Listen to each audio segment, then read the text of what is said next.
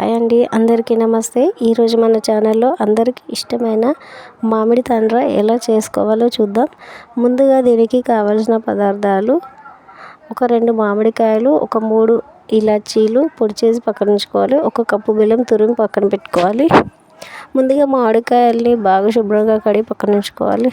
తర్వాత అది కట్ చేసి చిన్న చిన్న ముక్కలుగా కట్ చేసుకొని మిక్సీ జార్లో వేసి మిక్సీ పట్టేయాలి. తర్వాత స్టవ్ పైన కడాయి పెట్టేసి అందులో ఇందాక మిక్సీ పట్టుకున్న మామిడికాయ గుజ్జుని అంతా వేసేసి బాగా కలపాలి. దీని తర్వాత ఇందాక తురిమి పెట్టుకున్న బెల్లాన్ని కూడా వేసేసి బెల్లం మొత్తం కరిగేంత వరకు కలపాలి. మీకు బెల్లం నచ్చకుంటే ఇందులో షుగర్ కూడా యాడ్ చేసేసుకోవచ్చు. ఇది మొత్తం దగ్గర అయ్యేంత వరకు కలుపుకోవాలి.